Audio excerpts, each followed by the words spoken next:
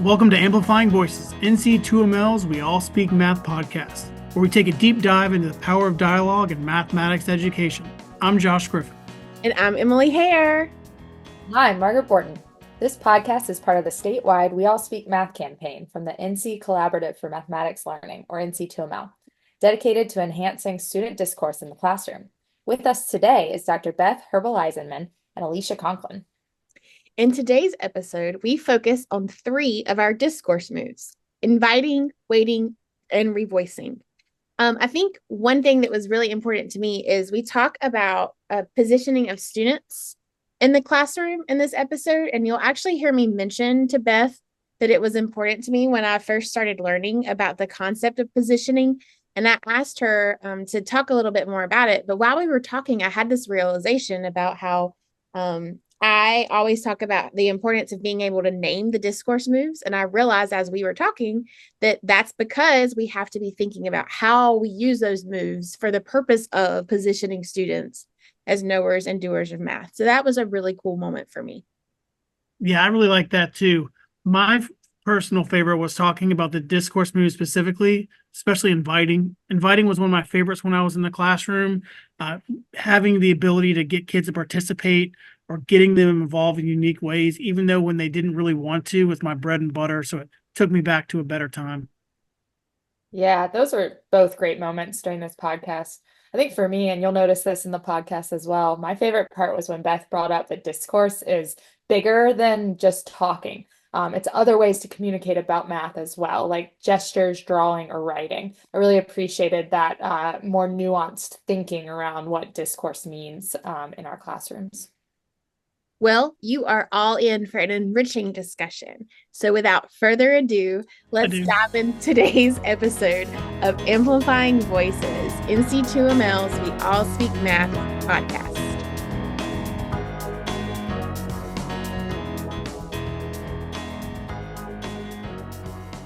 Welcome to the We All Speak Math podcast. We're so happy to have Dr. Beth Herbel-Eisenmann and Alicia Conklin with us today to talk about the discourse moves, revoicing, inviting, and waiting. Beth, will you start us off by introducing yourself? Tell us about your current role and the path that led you to the work you're doing today.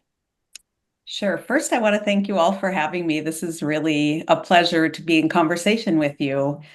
So I'm currently a professor in teacher education with a focus on secondary math, but I'm also, as you see from my background, affiliated with natural sciences because I'm directing our program in math education, which is a joint program between the College of Natural Sciences and the College of Ed, and includes our PhD program in math ed, as well as the Connected Mathematics Project, which is a middle school curriculum project.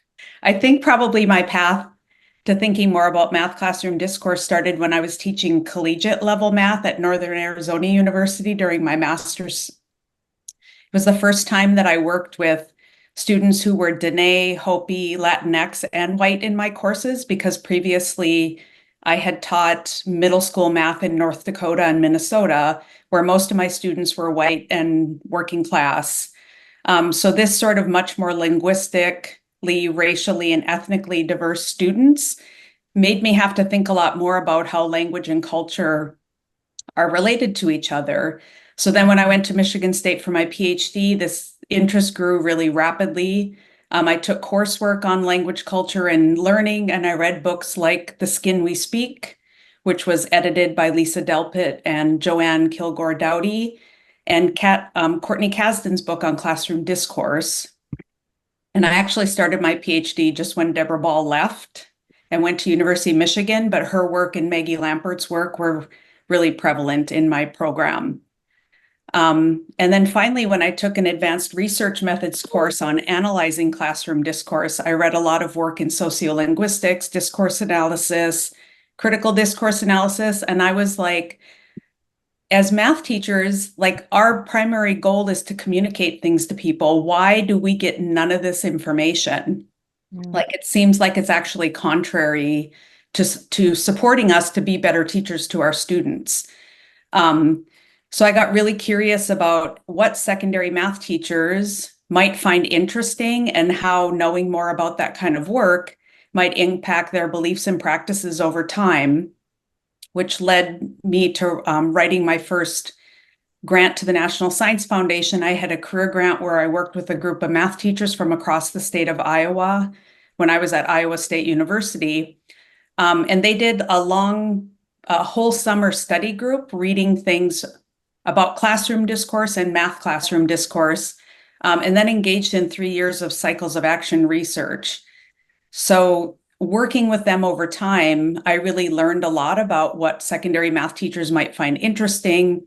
And we did 2 sort of major culminating products out of that work. One was a book that every teacher researcher contributed a chapter to that I edited with Michelle Cirillo, called Promoting Purposeful Discourse, that was published by NCTM in 2009. And then in 2017, those same teachers let us use artifacts from their classrooms to develop a set of professional development materials that focus on the teacher discourse moves and thinking about productive and powerful discourse, titled Math Discourse in Secondary Classrooms, that I co-designed with Michelle Cirillo, Mike Steele, Sam Otten, and Kate Johnson. So it's been sort of a long path. I never find it boring. Some of the best work and most fun work I've done has been with these there's been 3 other long-term partnerships with teachers. And that's really what brings me joy in my work. Awesome. Wow. What a journey. Thank you. Alicia, can you tell us about your current role and the path that led you to the work that you're doing today? Yeah, so I am actually currently back in the classroom. I started out my teaching career transplanting here to North Carolina from Ohio, and I taught 9 years at the high school level. And then I transitioned to a math coach role in which I got to work directly with teachers and small groups of students in lesson planning and bridging gaps and all those things. But I made the decision to go back into the classroom, and now I am a Math 1, Math 2 teacher at an early college here in Iredell County in North Carolina. What's led me kind of to this work has been my connection to NC2ML. So way back when we changed standards and went to Math 1, Math 2, Math 3, I was lucky enough to be part of the group that was able to push out some resources to help math teachers in their journey through this new integrated curriculum. And since then, I've been able to work with them on various other projects. And when I heard about Math Discourse Moves, I was so psyched because it was definitely something that I knew at the time the teachers I was working with could use, could easily pick up and be able to teach other teachers what they're doing and why. So I was very excited to be able to be part of this. Well, we are so happy to have both of you here today. I think what's exciting me so much is just the connections that we have across the state. Alicia, it's been such a pleasure to work with you on NC2ML for a long time now. And Beth, I have learned so much from you over the years. I remember when you came to UNC Greensboro a while back, been a couple of years now as a YAP speaker, and just thinking about the work that you've done with Discourse Moves and how we have leveraged so much of that in this campaign. It's just such an honor to be talking to both of you today. So we're so happy you're here. Thank you. Yeah, thanks. That was such a fun trip to Greensboro. Well, I can tell you that the discourse moves when I was in the classroom was one thing that was my bread and butter. And I do remember in 2000, I think it was 2017, 2018, reading some of those, some of your work. I actually didn't make that connection until you were talking about it, that it was your work that got the discourse moves. Definitely wasn't in my wheelhouse when I first started in the classroom. But moving on, this month we're highlighting some of my favorite discourse moves: revoicing, inviting, and waiting. But with that said, Beth, your work inspired many of the discourse moves we focus in the We All Speak Math campaign. Do you mind sharing with us and our listeners about your work with discourse moves? So I guess, as I mentioned, I had that first long-term partnership with the teacher researchers in Iowa, and they had read, like when we did a presentation, I'm like, we read a set of readings, and they're like, she wasn't kidding. It was like a stack of reading. And really, as they read it, they sort of coalesced around a set of ideas, and revoicing, waiting, and inviting, for example, were 3 of them. And at the same time, Kathy O'Connor was who's one of the co-authors of the Talk Moves book, was on my advisory board for that grant. And I was telling her that these readings had resonated with the teachers. And she's like, oh, we have a book coming out on the talk moves and there's overlap. So it was this really nice sort of synergy between what the teachers were finding important and what one of our advisory board members was writing about. So we sort of started with the talk moves and looked at, when I worked with the teachers, we recorded 248 classroom observations. So we distributed a bunch of them to our team and really looked carefully at how the teachers seemed to be using the talk moves. Because most of those were developed in elementary classrooms, and we were really interested in secondary. And classroom discourse is pretty different in secondary because of how much more dense and specific the language becomes and the symbolism and that sort of thing. So we wanted to build in and see if they had slightly different purposes when people were using them in secondary classrooms instead of elementary. At that point, we also decided we wanted to change them to teacher discourse moves. First, because we think teachers mostly did and or are granted the right to do or orchestrate these kinds of moves. And we wanted them to see that they actually have power to change if they're doing something they don't think they should be doing. And then we changed it to discourse because we think they involve a lot more than just talk. Like wait time is about silence. Students use a lot of gestures. If you think about like, oh, they're talking about an exponential curve, they're doing different things with their hands. And there's things about drawing and sort of bodily presence in the room that impact the ways that communication happens. And the idea of discourse also has embedded these ideas about power, like how authority, status, positioning, and voice are playing out that the word talk doesn't necessarily capture. So those were some of the things that the teachers taught us in that partnership.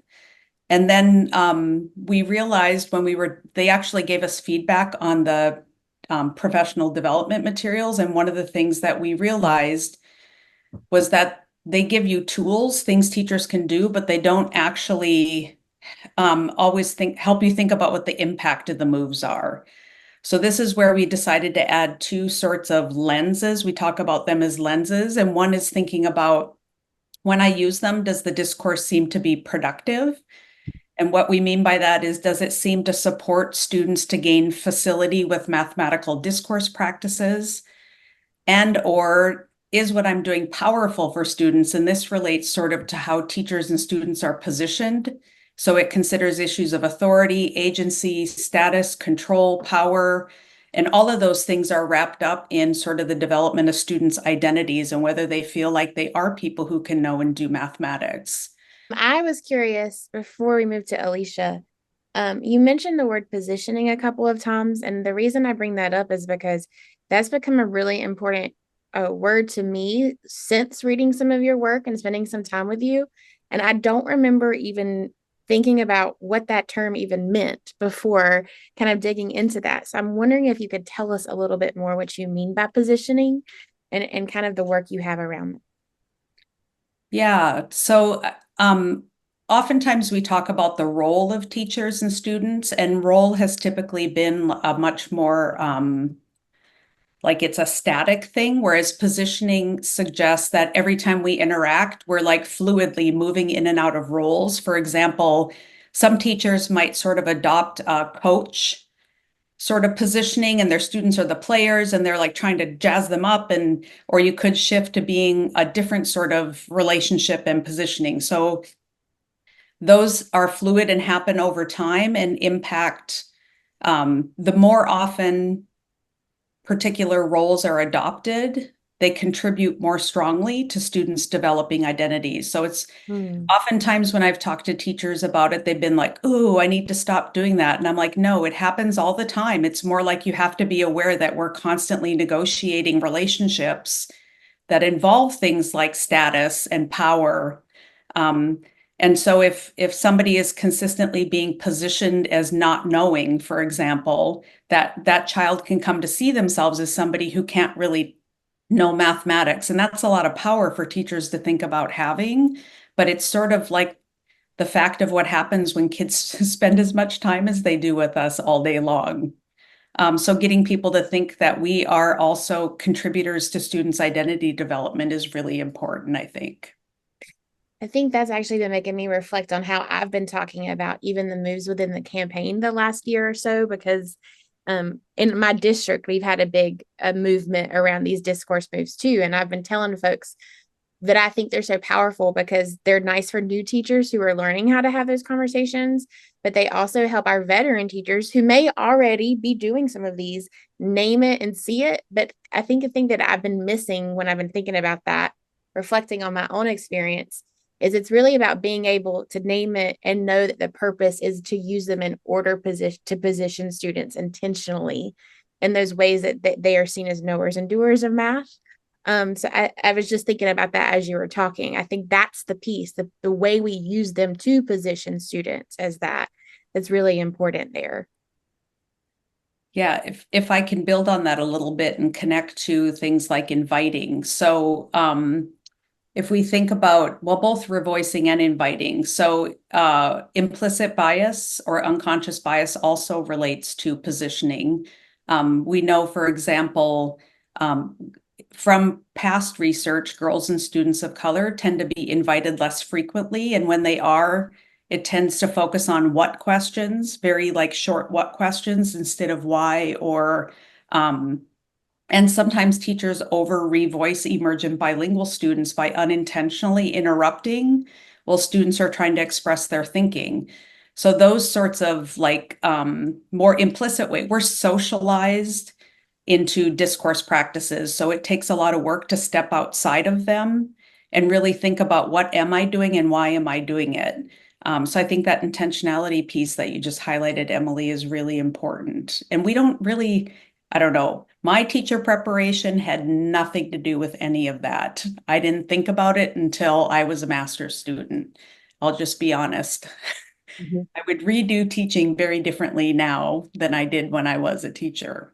I really appreciate all the nuance that you shed light on here, because I think when we think about discourse, we, as you mentioned, often think about talking and communicating through talk. And I'm reminded of my first ever classroom experience where I had 9 different languages in my room. And talk was just not a way to communicate in a space like that. We had to use gesture, we had to use hands-on, we had to use drawings. And so to capture discourse and also elevate the expertise of the students in the room, even if they don't have the language skill to contribute yet, is so powerful in positioning everyone in the room as knowers and doers, and also recognizing, helping students who can communicate with the mathematical language to recognize that there are other ways to communicate about math that's valued in the room as well. So thank you for bringing back gesture into my brain around discourse. I appreciate that. So Alicia, we know that all these moves have been so helpful and part of your experience as a math coach and now again as a math teacher. And we were wondering if you could share more about your experiences in implementing some of these, especially the ones that are our focus ones this month with inviting, waiting, and revoicing. Can you share how one or more have helped you achieve productive mathematical discourse? Yeah, so interestingly enough, I actually started out my parent night that I had. So I have freshmen, and I started out with them as just like an intro of we all speak math. And I asked them very nicely to please never speak negatively about math at home. And then I encouraged them to ask their students lots of questions, because I know in high school, that's often kind of the kickback that we get from parents is, I don't know how to do that. I didn't like it. I don't know how to help them with it. And so I tried to instill in them, without them really knowing it, but instill in them this idea of like, you should say back to your student what they said to you to see if that made sense to them. And it can help you make sense of what they're learning as well. So little revoicing for the parent. But I started there because I wanted them to know that there was going to be a lot of talk and group work and group think and a lot of voices will be heard in the classroom. And so that it's not that teaching's not happening. It's that we are really trying to figure out what everyone is thinking about something so we can learn from each other. So one of the biggest ones that I always have started off with teachers and then my own classroom this year was revoicing, because it's student voice and not mine. And it makes them feel welcome. It makes them feel part of the class and makes them feel more open about it's okay that I say things, because she kind of validated it by saying it out loud to everyone else. And that alone changes mindset in the classroom. And I've seen it in some students' eyes where you're like, yeah, so what I heard you say was, and you said it back, and they're like, yeah. And someone else in the class will be like, I thought that too. And you're like, yes, like small win for a student that maybe had never been given the opportunity to speak. We're very open in this class about, I'm not asking for right answers. I'm asking for your thoughts and answers. And so it allows them, I'm inviting them into this environment of sharing and learning from others. And that we can add to ideas. So that's been super uncomfortable. Again, we just started back, so we're in week 2. And you can tell this is not the math classroom environment that they've had before, because they're like, why are you asking me about that? Like she just gave an answer. She's smart. Her answer must be right. And so this idea of like, does anyone have anything to add to that? Did you have that same thought, but maybe a little twist to it? And it's been really cool to see in the classroom. When I'm coaching with teachers and I'm in their classroom, that's their feeling in their environment.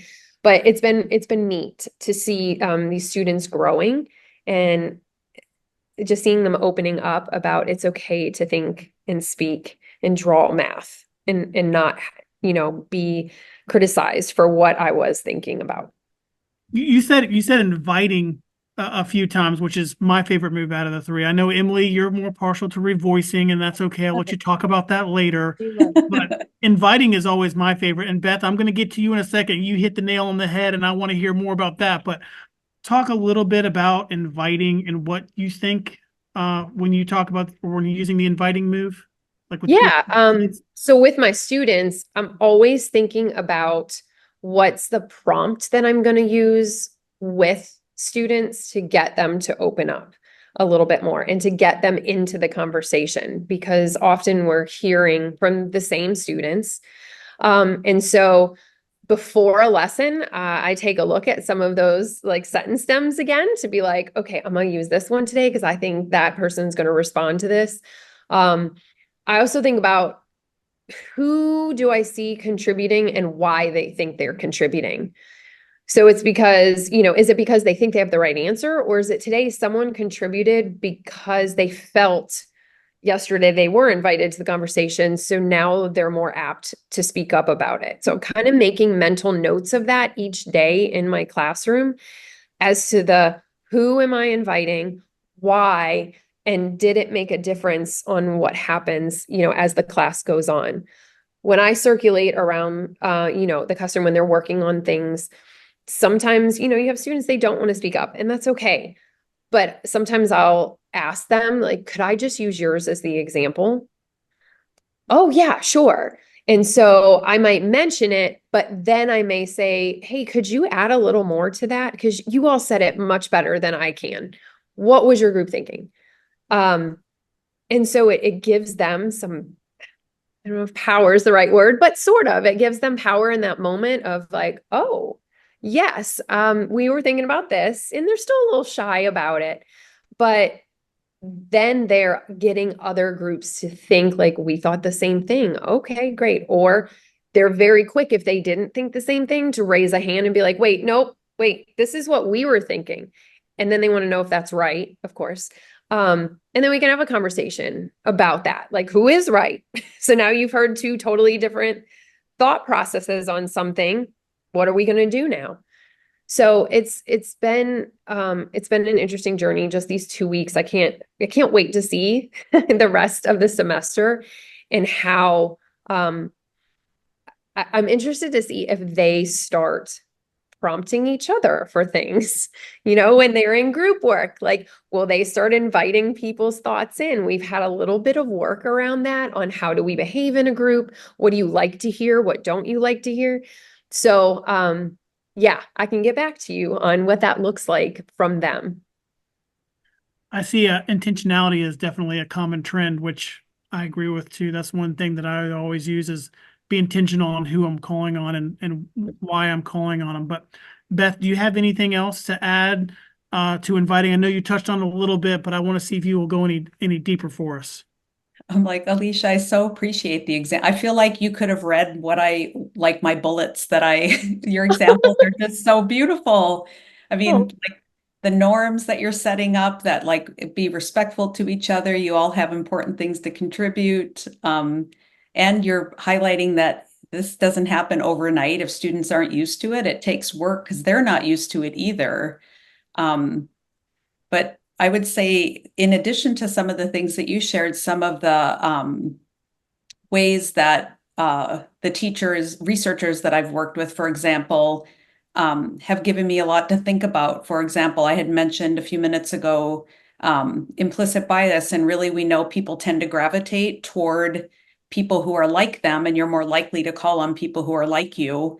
And your intentionality around keeping track of who's participating is really something that is so important in inviting, because it also helps everybody engage, whether they do it in small group or whole class. So not just thinking about who is getting invited, but also the kinds of contributions that students are required to participate with is really important. It isn't that students are incapable of responding, we invite them. It's more about the range of things, like whether a student has friends in the class, or the kinds of implicit norms, or whether students have been positioned as a contributing member in past math classes. They carry that in too. So sometimes the teacher researchers I've worked with talk about students who are hesitant to participate and come up with a range of ways to support the inviting ahead of time. Like you had mentioned, asking somebody if you could share their work because it's really good ideas. I've had other teachers go up to small groups and say something like, you have a really interesting solution here, and I'm wondering if you'd be willing to share it. And can you practice what you would share with your group? So somebody builds confidence around sharing their ideas. And I also know some teachers who have pulled kids aside outside of class and just been like, hey, I've noticed you haven't been participating so much, but you have such important ideas. I think the ways you're thinking about function are so important. And I'm wondering if there's ways that I could make you feel more comfortable sharing, because the class would really benefit from the contributions that you might make. So doing some of that like back work also supports the intentionality around inviting. So thank you for sharing all those examples. Those are really beautiful. I always found that was a really beautiful way for my particularly quiet students to see their work shared. And I often found that my quiet students over the course of the semester would feel confident sharing out their own work after I did that a number of times. So I love that that came out today in our conversations. So I was thinking we should probably move on to waiting. We've been talking about revoicing and inviting a lot. And waiting is honestly one of my favorites. Talking about our favorite moves. It's one that I've been working on actively because I have, as you mentioned earlier, Beth, been brought up in a discourse practice of overtalk and interruption. And so learning to wait and listen actively has been something on my mind for a while. So I think it's a really powerful thing. We are wondering if you could tell us more about using wait time, especially because in your work, Beth, it's always felt more intentional. I mean, we've been talking about intentionality. It's not surprising. It's more intentional than just using wait time or just sitting there waiting. But we do want to hear more about what that means for you. So I'm going to have Beth start us off with her thoughts, and then Alicia, will hear from you as well about your experiences with wait time. So I think the thing for me that was most surprising with going back to that original literature around wait time is there's actually two types of wait time. And the one that I think got the most press, like even in the professional development that I had when I was teaching, is the kind of wait time where a teacher asks a question and then they wait, which is really important to do, but because students need time to sort of process and think about their responses. But the second type of wait time happens after a student's response. And that actually showed to have greater impact on the quality and the depth of thought or engagement that's with the ideas that were at play in the classroom. And I think the other thing I've learned from teachers is that wait time also benefits them because we need time to process what's happening too, especially if a student offers something and we're like, I have no idea what that kid just said. So wait time can also be like, okay, what am I going to do next? So it's sort of wait time sort of slows things down, provides time to think, where people can actually consider ideas, conjectures, and different things, and allows this sort of more thoughtful follow-up from teachers. I know from experience that it can feel excruciatingly long to wait even for 5 seconds.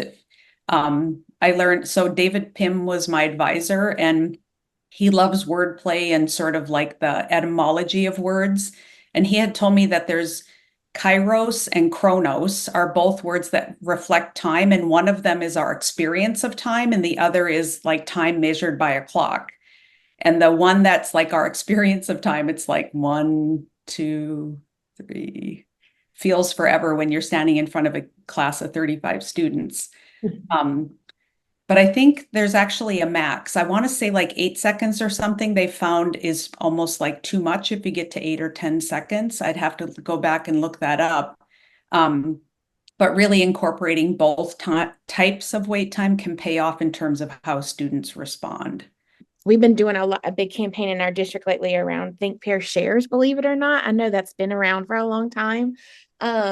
But we've been doing all these walks and we realized there's a lot of turn and talks going, or like what we've been saying, think and shares or pair and shares, but there's not been a lot of think, pair, shares truly. Or this like setting up the norm of, okay, I'm going to give you this problem and then say, okay, everybody, I really want you to just think about this for a moment. Don't talk yet. I really want everyone to have some time to process your thoughts. And I promise I'm going to give you a second to share. Let's just think about this. I've even started doing that in PD too, right? Just outside of math, right? Like giving the teachers I work with time to think through things first. And it has felt different to me than when I was just thinking about it as wait time and counting the seconds in my head. I don't know if you have any thoughts on that, but it's been important lately in my world. I was thinking the same thing, Emily, that I've had to be really, I've had to be very careful when I do that I'm teaching them how to. And I think, like you were saying, that's the part that we sometimes miss out, which is why it feels super awkward and it's just quiet. And they're like, why is the teacher always just sitting there? So like, I've had to say, I'm going to give you about 10 seconds to think about what I just said. And then I want you to write on your paper in your own words what that is. Like teaching them that it's okay to stop and think. Same thing when they are sharing with their partner. Don't hurry up and come back with an answer or critique on what they're saying. Wait, think about what they actually just said and come back to it.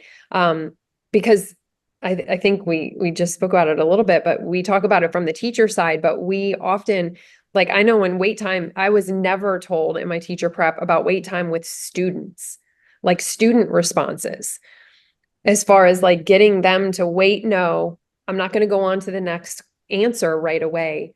Like, let's all think about what that person just said so that we have that opportunity to invite someone to add on to it or, you know, whatnot.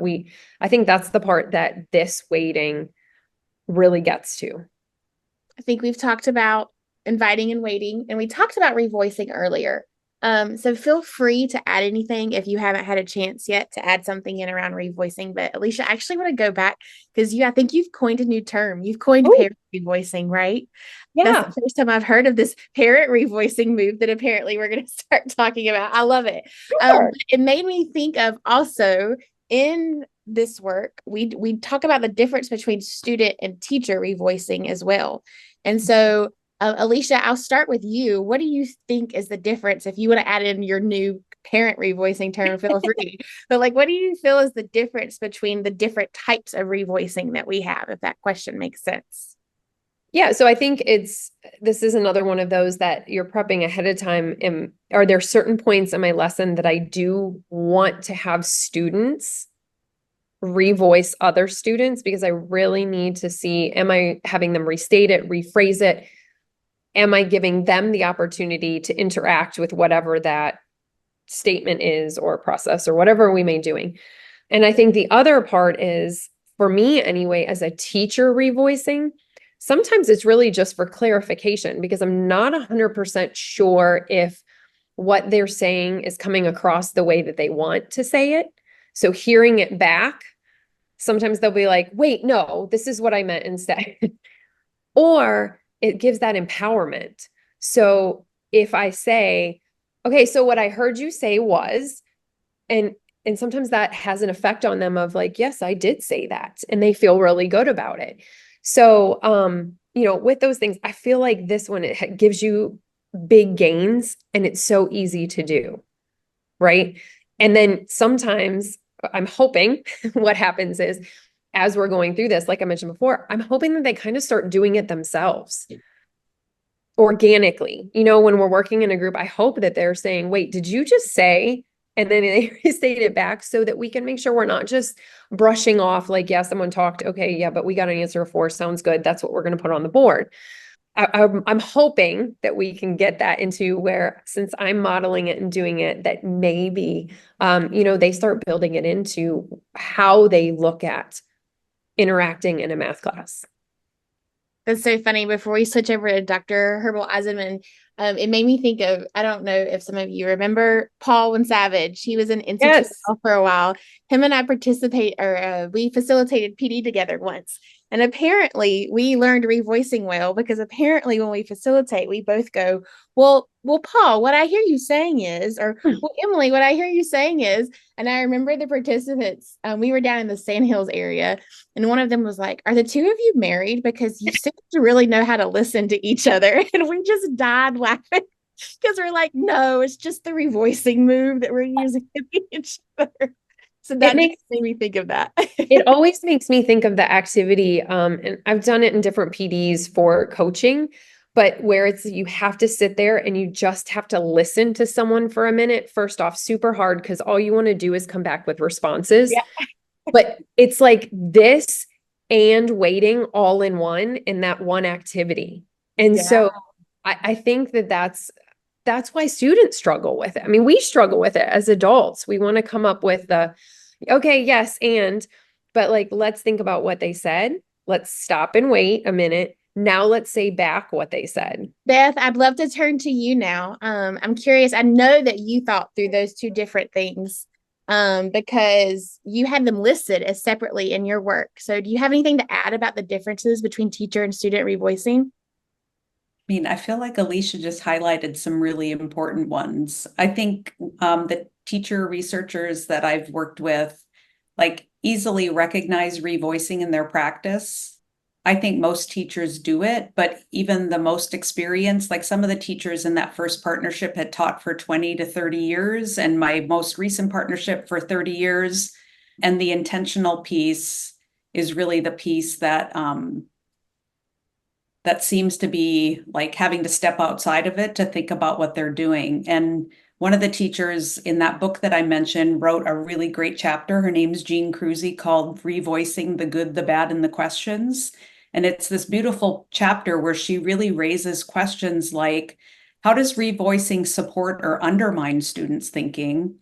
When I revoice, did the students still own the idea? At what point am I clarifying or promoting the student's idea? And at what point am I somehow taking it over? So she really raises questions that sort of, again, I feel like I'm a broken record around power, authority, control, voice, all those kinds of things. But like the original research on revoicing didn't address any of those things, which to me is one of the beautiful things about working with teachers, is we have this literature but teachers can talk back to that literature and be like, yeah, those things are important, but none of these is universally good. And we're really thinking about when, how, and why we use them. It really needs to be central to the work. And considering like toward what ends. I heard Alicia, you mentioning like listening to respond versus like trying to understand what someone's saying. Like, what is the primary goal of using those? Mhm.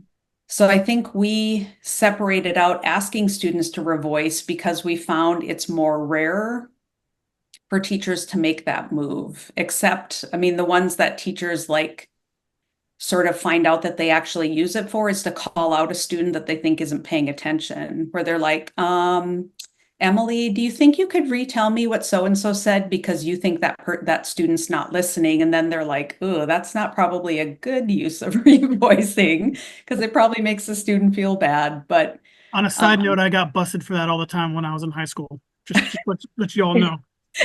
Your teachers use that move on you, right? Yeah, for sure. Well, I do want to add to that though, Beth, because I think that's an example of what I was talking about earlier about being able to name the moves and thinking about how they do position students was so helpful for me, even for veterans who are already doing these naturally, because we just aren't thinking about that, right? Like we haven't thought about how that positions that student as just the troublemaker who's never paying attention instead of someone that has also something to contribute to the classroom's discourse. I thought that was a nice connection to that. yeah. And I think it also sort of disrupts, I mean, teachers, by virtue of their role, usually get to have the floor. They usually get to do the revoicing, and they're the ones that we expect students to listen to because they have a lot of knowledge about mathematics. So, like asking students to revoice disrupts those sorts of norms because students actually have to treat other students as authorities of what they share too. Um, so it's sort of like, I think it requires more active participation, both from teachers and students when you ask students to revoice. One of the really experienced teacher researchers that I worked with more recently, we were giving a talk and he talked about like, yeah, Beth brought up this asking students to revoice. And I was like, that's stupid. Why would we do that? And, but then what he did was started analyzing his classroom discourse and it was him, student, him, student, him, student. And he was like, oh, that's not really what I want. So then he decided to start asking students to revoice. And over the course of a month or so, his patterns were him, student, student, student, him, student, student. And he heard students say things like, I don't know if I agree with what so-and-so said, or I didn't quite understand what Jose meant when he said, and they would, or, oh, now I understand that I made a mistake on something. So even though it takes sort of more effort from both teachers and students, it requires setting up new norms, being really explicit. I know earlier, Alicia, you mentioned sentence stems, and sometimes that can be really helpful for supporting students. And all of that like helps them articulate their thinking and listen to each other so they come to see each other, position each other as knowledgeable people in the room of our own thinking and contributing to the math discussion. Jean Cruzy, in one of the videos that we have for MDisc, had a discussion with students about what do you think a good discussion looks and sounds like? And they're like, oh, people listen to each other. So she even said at the beginning of class, remember how you said that's an important part of a discussion that you have to listen to one another. So today and over the next 2 weeks, I'm going to often ask you to think about and respond and restate each other's solutions in your own words. So they prompt it as like a focus socially of what we're going to be doing in the classroom.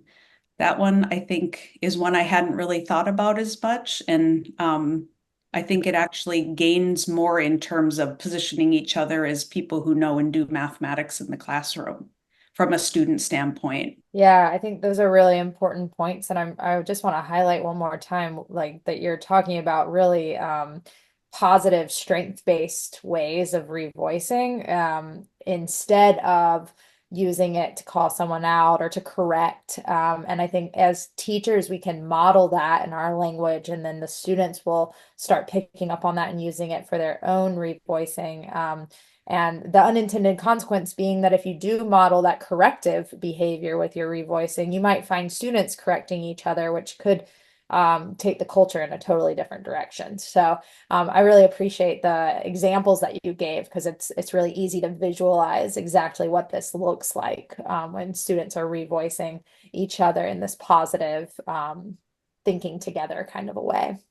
We're getting close to time, but before we close, we want to connect back to our campaign of We All Speak Math for high school classrooms. Alicia already used our phrasing earlier today.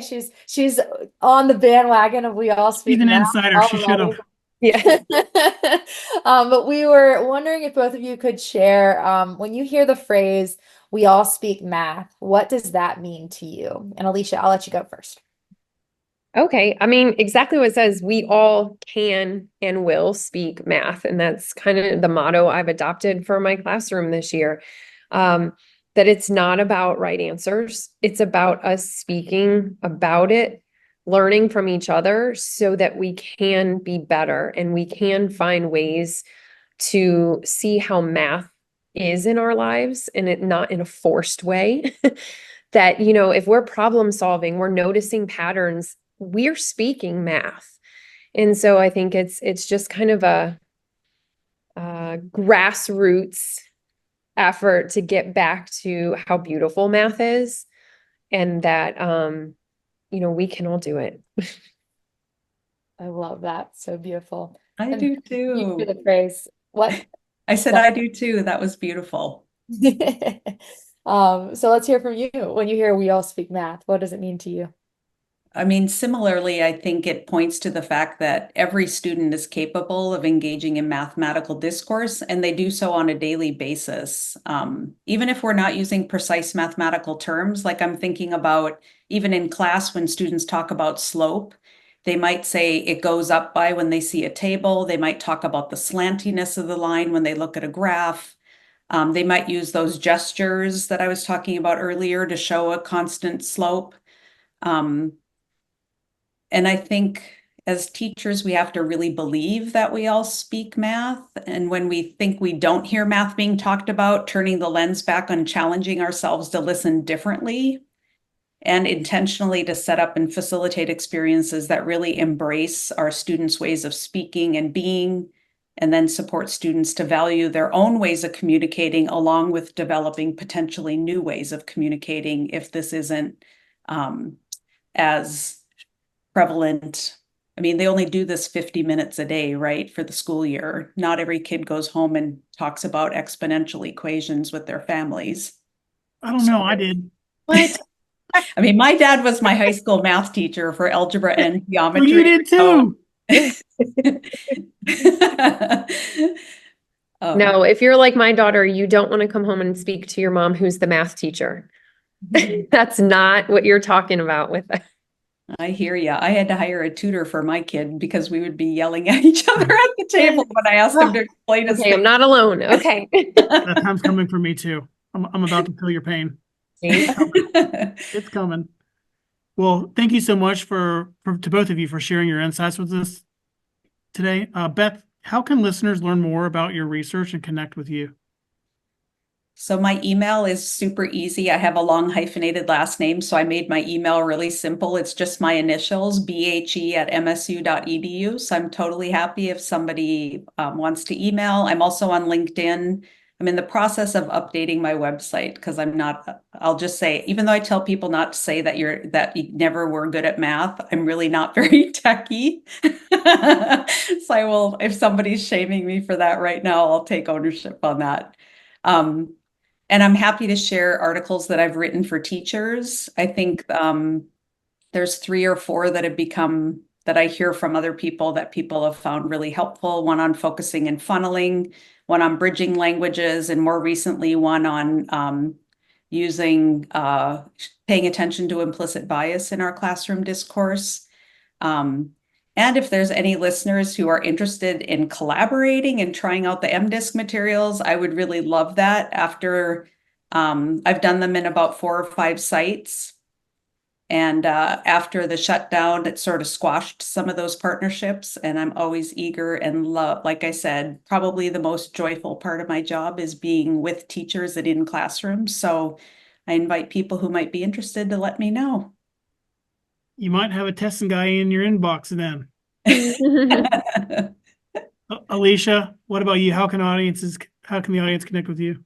Ooh, well, I'm back in the classroom and have not a lot of time to look at email, but I will say, because I am part of NC2ML, I would encourage everyone to sign up for the listserv. There was something that was just sent out, I believe, about getting updates or is about to come out. And I would also say go to the NC2ML website. There are so many resources that we weren't even able to talk about on here. We focused on 3 discourse moves, but there's teacher toolkits, there's admin toolkits. There's all kinds of good stuff on there if you have not been on there. And even if you've been on there in the past, it's updated. It looks super clean and polished now. It's easy to find things.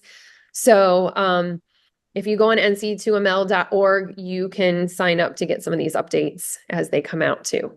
Thank Hey, you for that Alicia, plug. you're making me feel really bad about my website right now, Alicia. You shouldn't. We just had long conversations about it was hard to find all the great things that were on our NC2ML website. So there's been a big effort to streamline it so people can get what they need. And we hired someone to help us with that. Yes. Don't tell. It is okay to bring in people whose professional experience is that. Yeah. But it's not your professional experience. Beth, I'll also add there's been a lot of drama behind that in the last couple of weeks. So I may not mention it to Holt right now because there's been some tears and some frustrations over the website the last 2 weeks. But it looks good. It looks great. I look forward to looking at it. So before we go, do either of you have any particular resources that you would suggest our listeners check out this month as they're planning to use discourse moves? Beth, how about you start us off? You've given us a lot of books to consider and resources to think about and check out, but anything else that we should be going and looking into? I think the new book that came out that Catherine Cheval, and if you have school districts that have a lot of emergent bilingual students, there's a new book that came out from Corwin that Catherine Cheval and others have focus on using this idea of positioning and thinking about emergent bilingual students. And then it just feels self-serving to restate the ones that I mentioned earlier. So that's okay. We'll include them in the notes at the end, so everyone will have access to them. Awesome. Thank you. And Alicia, I know you just told us all about the awesome resources we have on nc2ml.org. Are there any other resources that you want to add for people to go check out?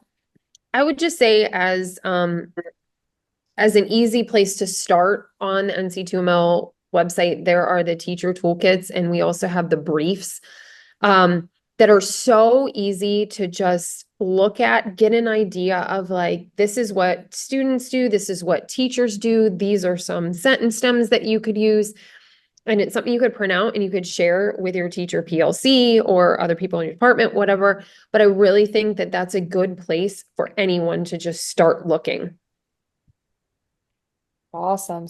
Thank you so much. Well, that's it for today. Thank you everyone, all of our listeners, for tuning in to listen and or watch if you're on YouTube to our We All Speak Math podcast. Beth, Alicia, thank you so much for joining us today for this conversation. It was wonderful. We love learning from you all and we had a really great time. thanks. It's been such a pleasure. Appreciate it. Thank you so much.